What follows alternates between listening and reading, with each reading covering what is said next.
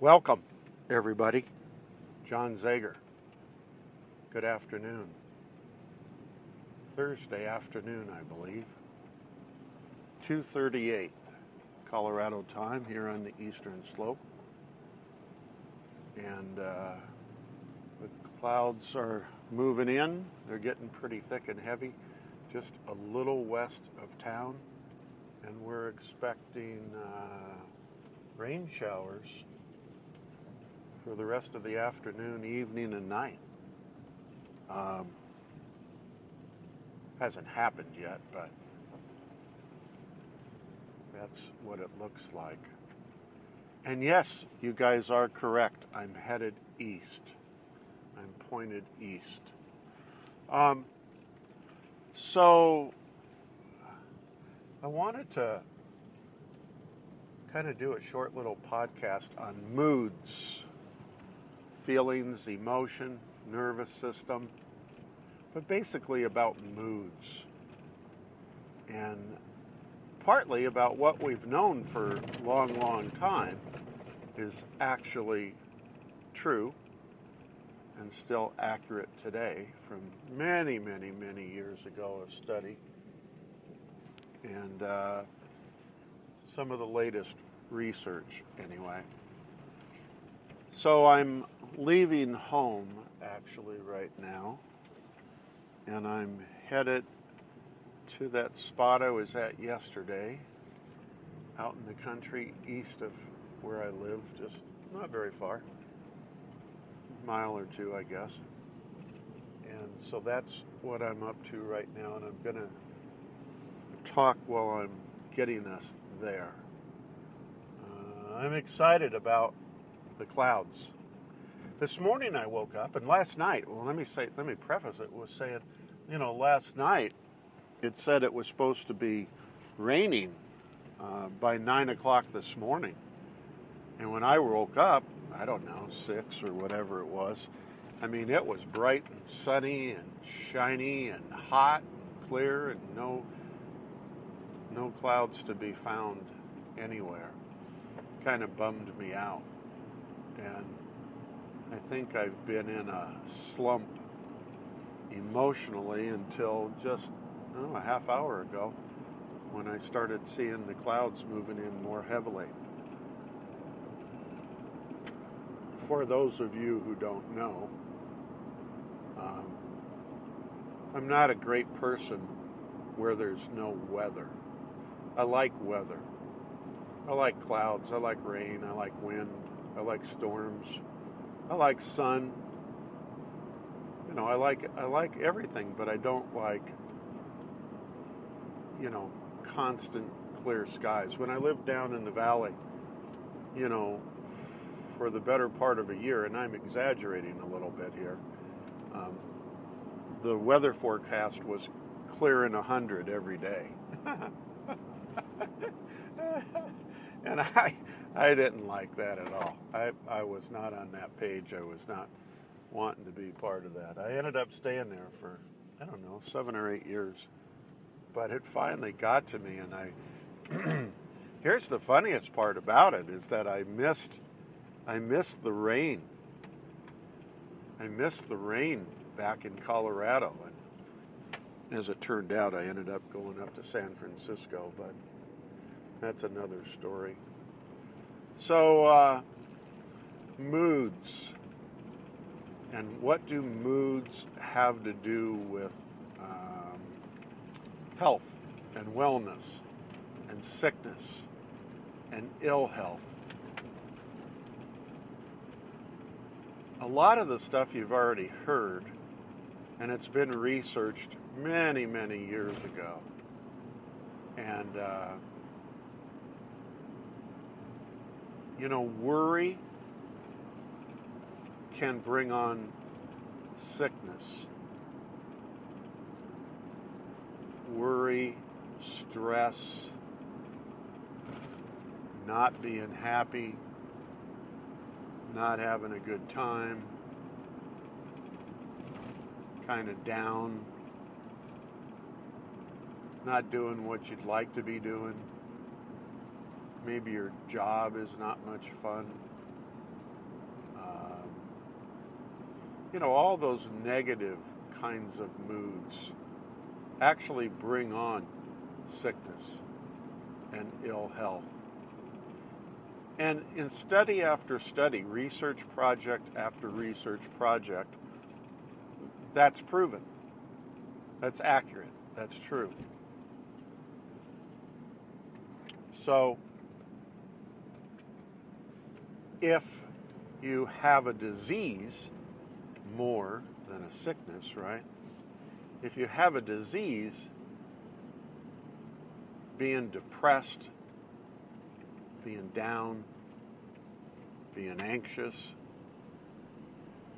those kinds of things are just going to exacerbate your disease.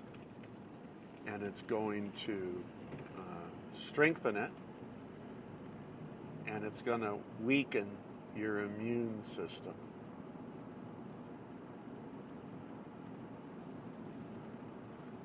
Kind of stuff we all knew, yeah?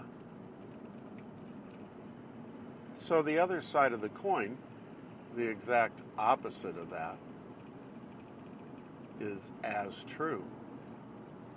If you enjoy, for instance, being outdoors and camping and hiking and fishing, sports. Say you're into adult softball, I don't know, golf. All of those things bring you happiness and joy, and they upregulate genes that strengthen your immune system and fight off and ward off disease.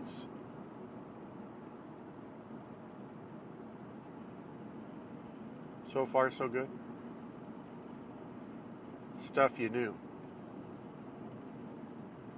So, here's a logical question that comes behind that. Why aren't you more happy? Why aren't you doing more things that make you happy?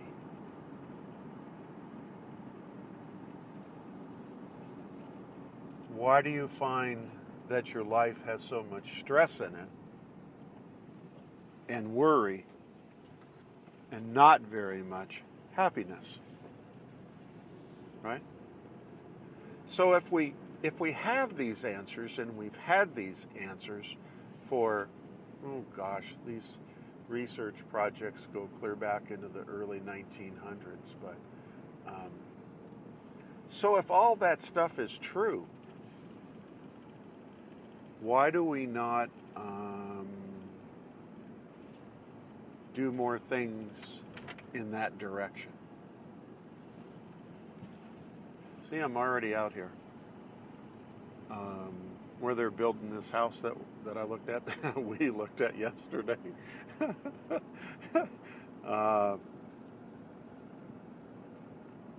Kind of sits up on a hill back here.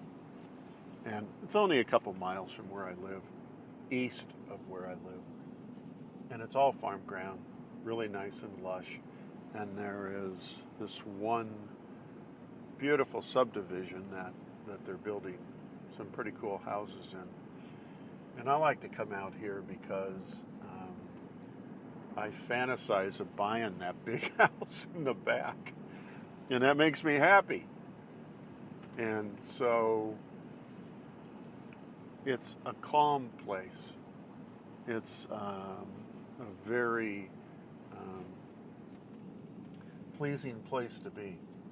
Lots of trees, lots of farm ground. Where I park right here in the shade on this county road, there's this beautiful old block farmhouse, the original one. It's really pretty cool. But we're going to sit up here and we're going to talk about moods for a little bit. So, while I'm parking, going on with moods. So here's the negative long-term effects of moods, right? First, we'll look at the negative side. So, who is it Dr. Joe talks about? You have moods initially, and as a result of, who knows, you can either have them as a result of what happens in your life, or you can have thoughts that generate moods, right? And, after, I don't know, several weeks or whatever, you should be well past your mood, if it were a negative one, and you get into a temperament. And temperament, it's the same thing. It may be the negative mood, but it's extended on for a period of time that might go from several weeks to several months. And then after temperament, your mood, let's assume you had something negative happen to you, you get a negative mood, or you create a negative mood, it develops into a temperament, and from there it goes on into a personality trait, which can last for years. Right? Okay. So, as you would all imagine, if you get a negative mood to extend out into years, it's doing the obvious. It's destroying or weakening your immune system. Your immune system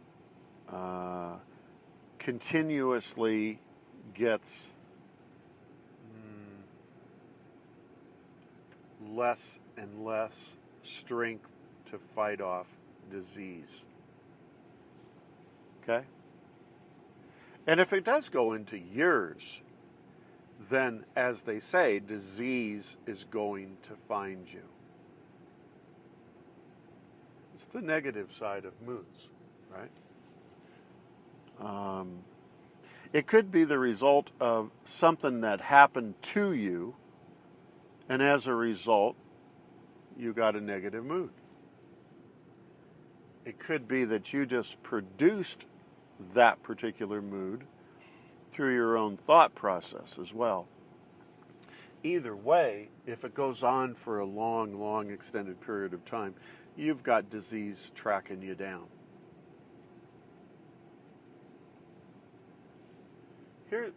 Here's the thing that I guess I did some research yesterday on marijuana.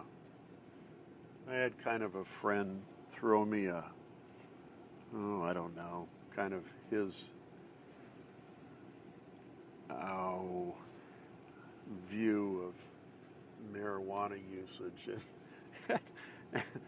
and his, oh boy, his perception that it was a positive thing for your body, both mentally and physically, and of course it's not.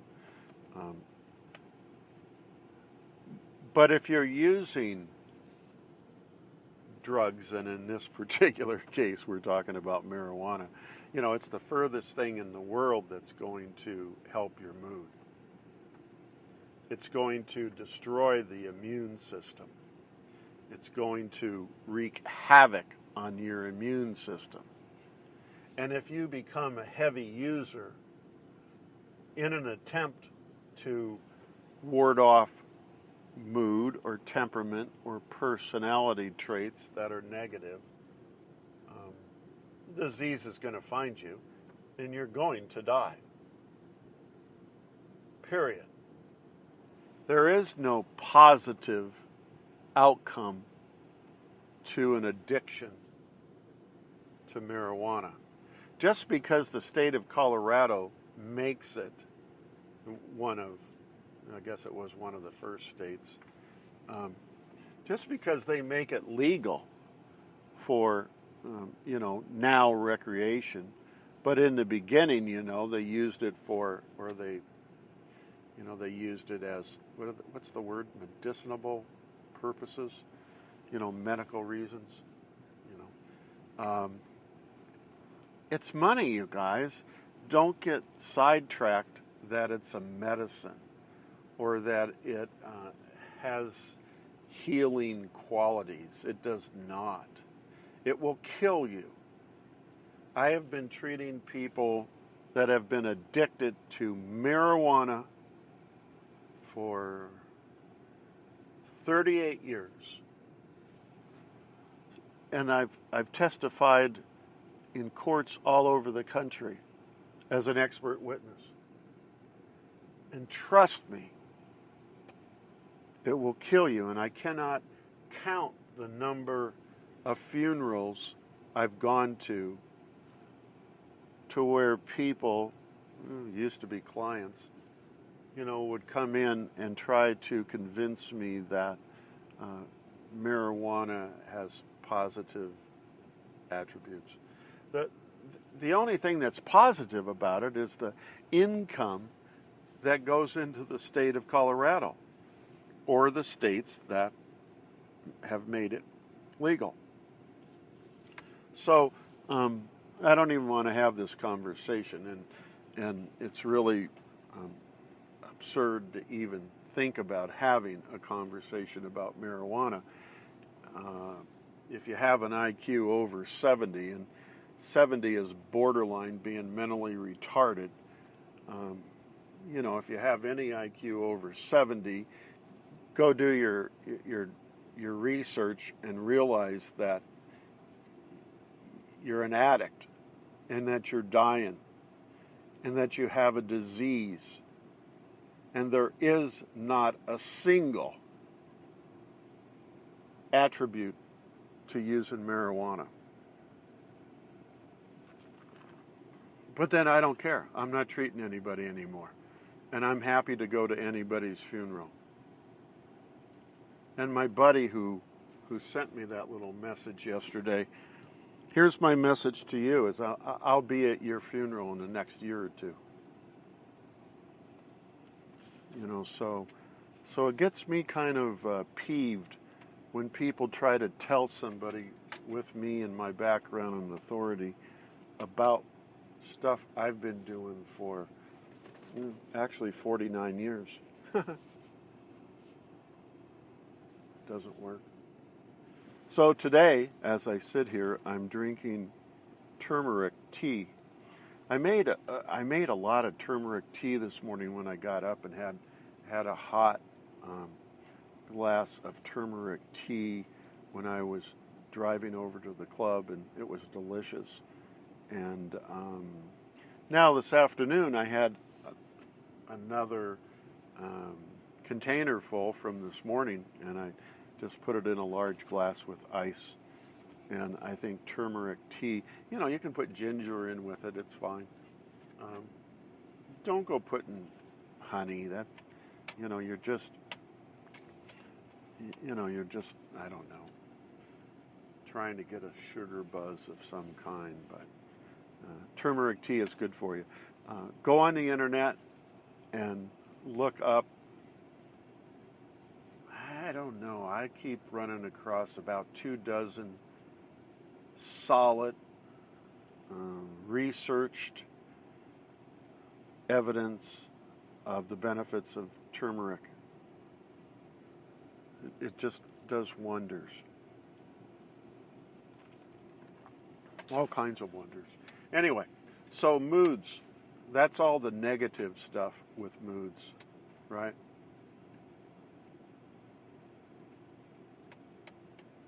And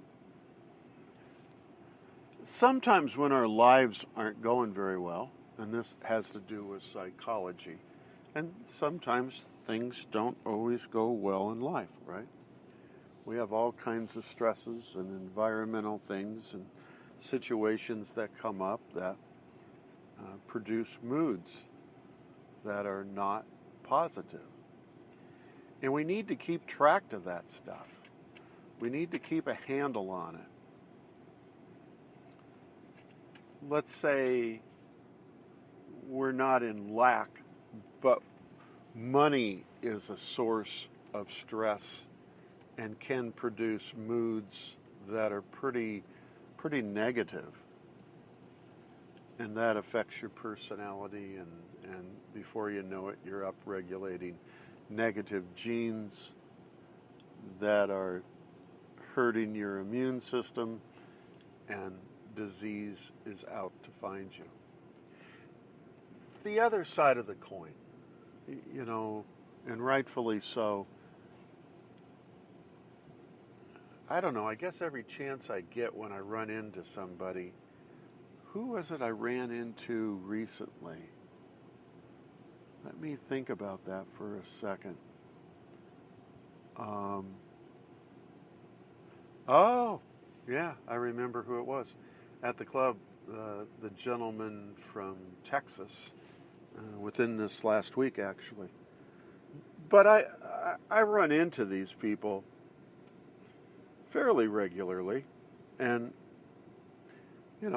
they're the exception to the rule. But they're out there. They're absolutely out there. And if you guys actually try to go find them, you will. Happiness.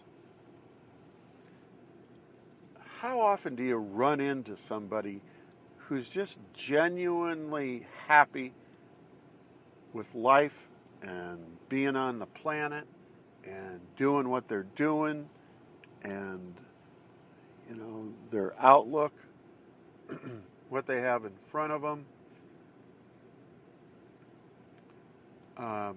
I could go through a list of probably a half dozen real quick right now and, just tell you about them again, and I already have in past podcasts, but they don't have any disease. They don't get sick. They don't get the flu. They don't get a cold. They don't get viruses. They don't stumble and scrape their knee.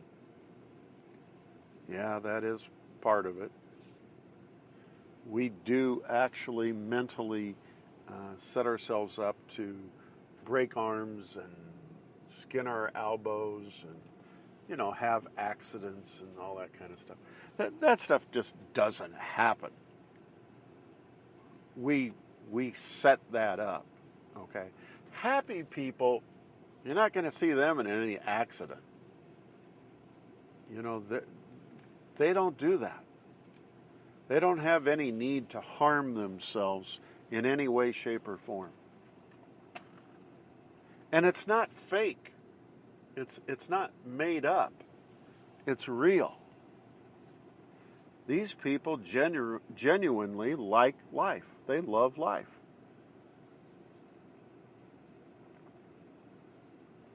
They enjoy their turmeric tea in the afternoon with ice in it.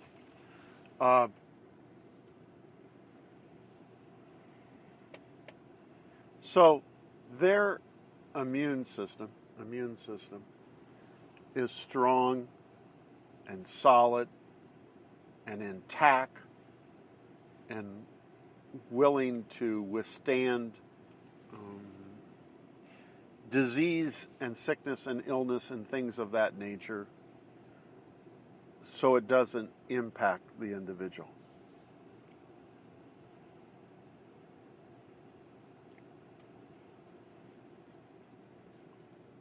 Also, they're not the kind of people who are in lack. They're not the kind of people who necessarily are poor, living in the back of their truck for 10 years. Their mood is positive. They have a positive mood. They're excited. They're happy. They're joyful. They're loving people. They're creative. They have goals, short-term, long-term. They look forward to meeting people. They look forward to doing things.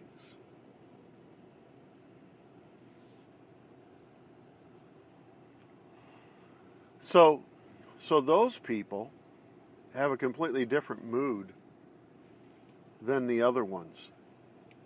And these folks, the positive ones with positive moods, temperaments, personalities, and again, their personality has been that way for years and years. Their personality trait is so happy. and healthy. That's the way they are all the time. It's not something that they express for a few weeks. It's not something that they express as a trait for several weeks to several months. You know, it is a positive mood for a few weeks. It is a positive mood that lasts several weeks to several months. It is a positive mood that lasts into their personality, which is many years. That's just the nature of those people. That's just how they are made. That's how they are put together. They didn't, here's the other interesting thing. They didn't go anywhere to get it. You don't go somewhere to get happiness, joyfulness, compassion, love. It's not out here. It's not across this road in this beautiful lush field that's green and freshly cut and everything. It's not over there. It's not on that river about a quarter mile away down there. It's not in that river.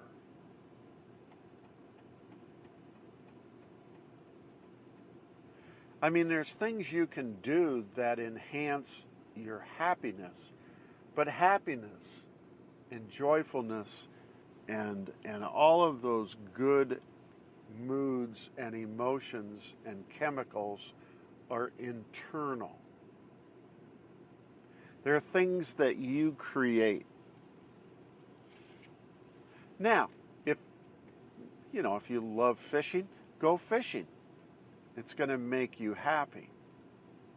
But it is not happiness itself. It's going to be a part or an aspect of happiness. The happiness ultimately comes from within yourself. If you dislike somebody, it's not that person that's causing that mood in you for you to dislike them. It's coming from inside of you, where you're making that a negative emotion, chemical, mood.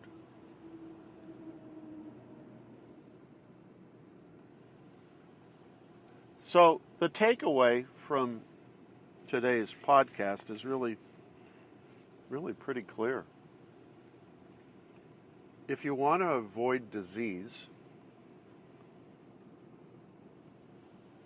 happiness is a good way to do that. Learning how to be happy is a good way to do that. Building up your immune system. Looking at the inside and not looking for happiness from the outside.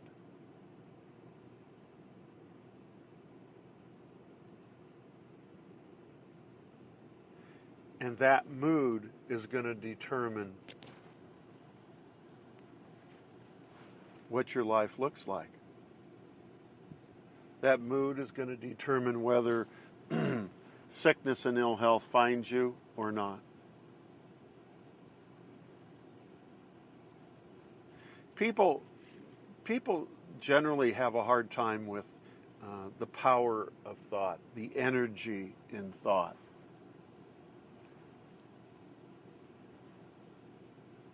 You know, it's real easy to say, if I go over there and go fishing on that river, it's going to cause positive things and a positive mood and good health.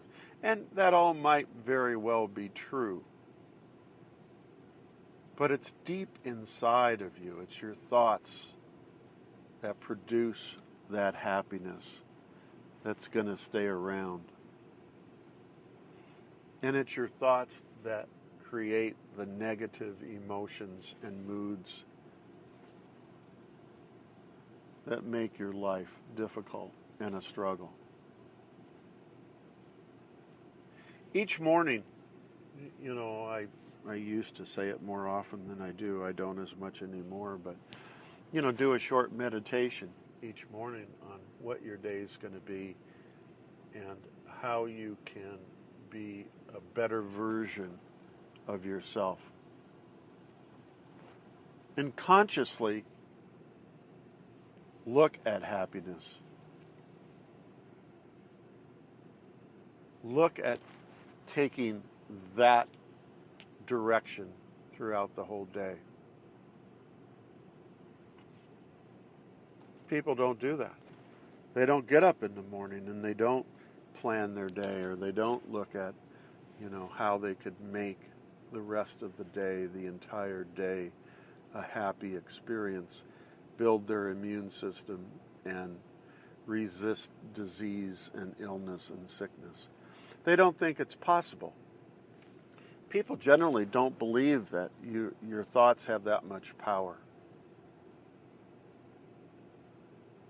Your thoughts have that much power and more.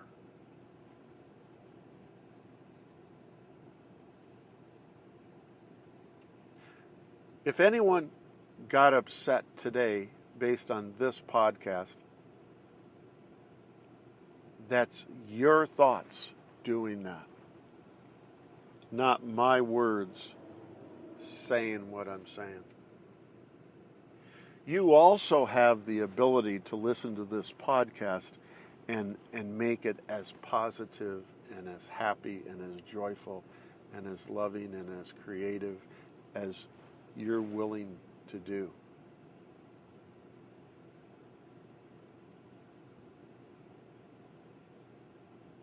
So, by all means, work on the happiness thing. As much as it's been around a long time, it's actually fact. It is science. It does work. And your health will be a lot better as a result of that.